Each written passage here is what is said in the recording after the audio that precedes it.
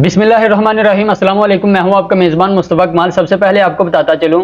आज सुबह ईरान ने इसराइल पर एक और हमला कर दिया है। अक्सर हमें देखने को मिलता है कि ईरान जो हमला करता है वो अक्सर रात के टाइम में ही करता है, लेकिन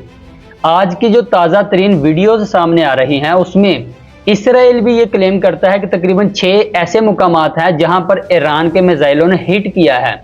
अब यहाँ पर मैं आपको बताता चलूं कि ख़ास तौर पर पूरी दुनिया में तकरीबन 2 ऐसी चीज़ें हैं जो डिस्कस की जा रही हैं। सबसे पहली ये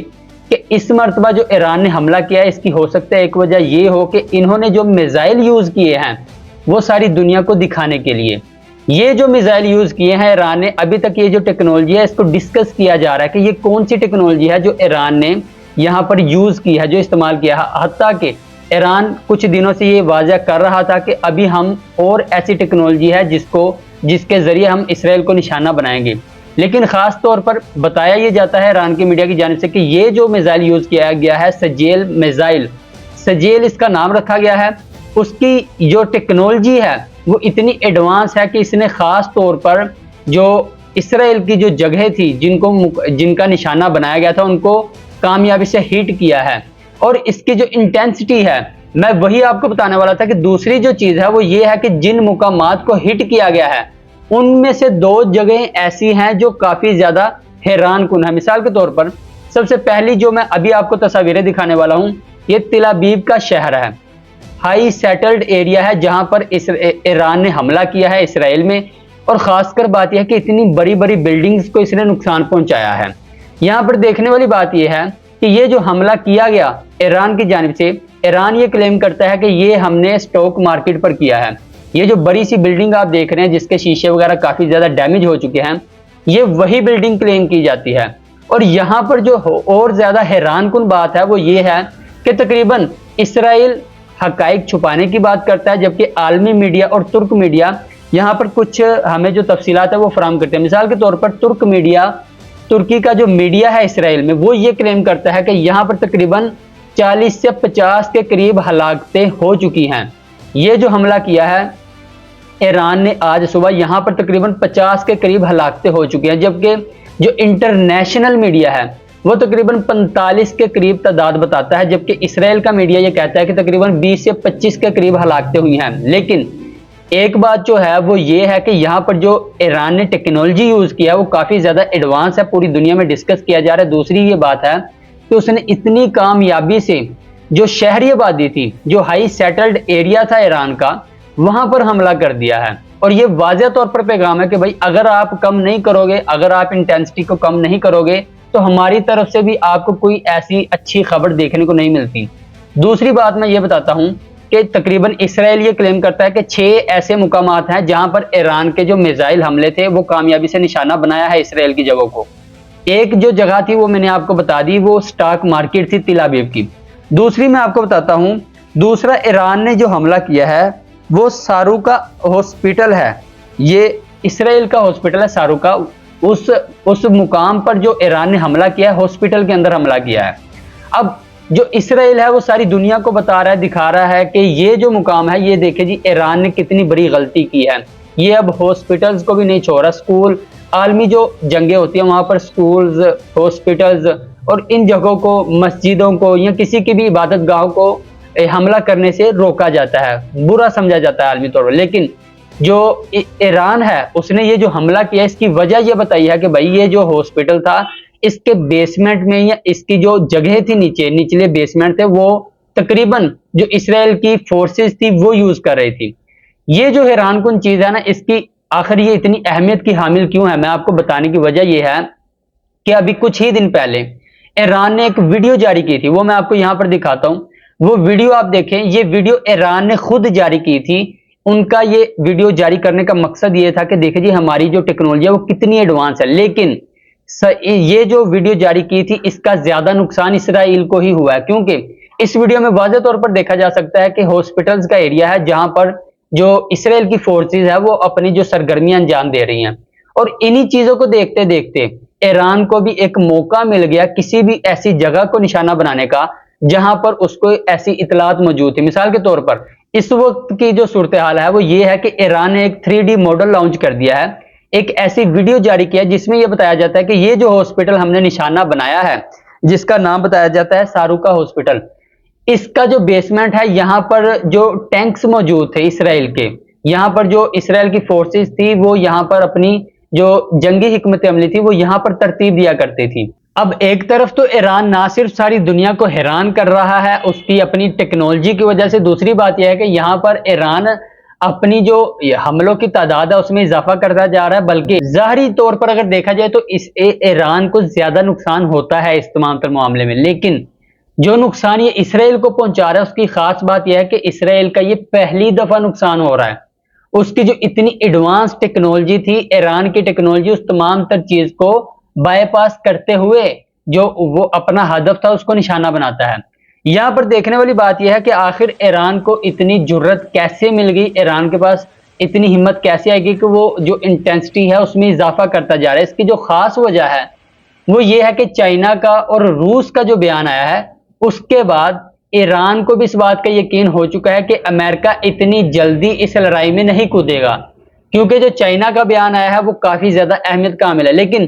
کچھ بھی ہو سکتا ہے، امریکہ سے کسی بھی چیز کی توقع نہیں کی جا سکتی، لیکن جو عالمی دباؤ ہے وہ ضرور امریکہ پر پڑے گا۔ یہاں پر میں آپ کو جو چائنا کا صدر ہے شی جن پنگ، ان کا جو بیان ہے وہ میں آپ کو پڑھ کر سنا دیتا ہوں۔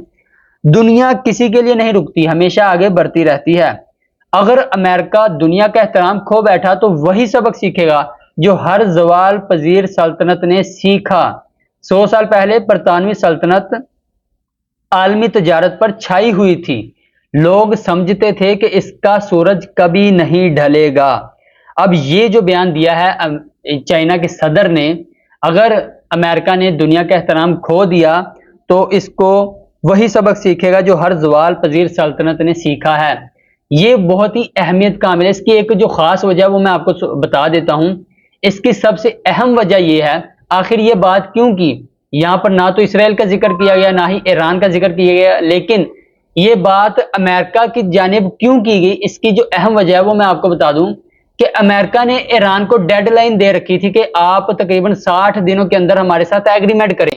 یہ جو ایٹمی دھماکے ہیں، یہ جو افسردگی ہے، اس پر ہمارے ساتھ ایگریمنٹ کریں اور ہمیں یقین دہانی کریں کہ آپ یہ کام کریں گے اور یہ کام نہیں کریں گے۔ یعنی کہ امریکہ نے جس دن تک کی ڈیڈ لائن دے رکھی تھی اس سے اگلے دن ہی اسرائیل نے ایران پر حملہ کر دیا اور اس کے جو جوہری مقامات تھے اس کو نشانہ بنایا، اس کے جو سپہ سالار تھے ان کو نشانہ بنایا، کافی اہم جو سائنسدان تھے جوہری جو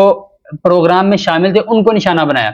یہاں پر ایران کا یہ موقف دینا کہ امریکہ نے اگر دنیا کا احترام کھو دیا تو یہ بھی وہی سبق سیکھے گا جو ہر زوال پذیر سلطنت نے سیکھا ہے۔ یہاں پر اصل بات جو کر رہا ہے، یعنی کہ ایران نے نہ صرف، یعنی کہ یہاں پر چائنا نے نہ صرف اسرائیل اور ایران کی یہ جو کشیدگی کی صورتحال اس کا ذکر کیا، بلکہ یہاں پر ذکر کیا بغیر وہ تمام تر چیزیں بتا دی جو عالمی دنیا میں اس وقت موضوع بحث ہے۔ دوسری بات میں آپ کو بتاتا چلوں کہ روس کے جو وہ ہیں پیوٹن صاحب، ان کا جو ایک بیان آیا، انہوں نے کہا کہ ایران کو پرامن جوہری سرگرمیاں کرنے کا حق حاصل ہے۔ دوسری جانب روس کا یہ بھی بیان آیا تھا کہ ابھی تک ایرانی دوستوں نے کوئی مدد ہم سے نہیں مانگی۔ یہاں پر یہ جو بیان ہے، یہ جو عالمی طاقتیں ہیں ان کا ایک دوسرے کے ساتھ لفظی گولہ باری کے ساتھ ساتھ یہ جو ایک پریشر کریٹ کیا جا رہا ہے امریکہ پر کہ بھائی انہوں نے حملہ کیا، اسرائیل نے حملہ کیا ایران پر، ایران اسرائیل پر حملہ کرا ہے، تم کس کھاتے میں شامل ہونے کی بات کرتے ہو؟ یہ وہ تمام تر چیزیں ہیں۔ اب آخر یہ کیا وجہ ہے کہ آخر اسرائیل اور امریکہ کا موقف اتنا مضبوط کیوں نہیں ہے؟ اس کی خاص وجہ یہ ہے امریکہ کی اپنی انٹیلیجنس، یہ میں آپ کو دکھا بھی دیتا ہوں، یہاں پر آپ دیکھیں امریکہ کی اپنی انٹیلیجنس نے یہ خاص طور پر یہ موقف اختیار کیا کہ ہمارا یہ ماننا ہے کہ ایران ابھی کوئی بھی ایٹمی ہتھیار نہیں بنا رہا، اور 2003 کے بعد سے تو خمینی نے بھی کوئی ایسا حکم نہیں دیا۔ ان کی اپنی انٹیلیجنس نے یہ رپورٹ شائع کی تھی امریکہ نے اسی سال 2025 میں، آپ نیچے تاریخ دیکھیں، یہاں پر میں آپ کو دکھا بھی دیتا ہوں،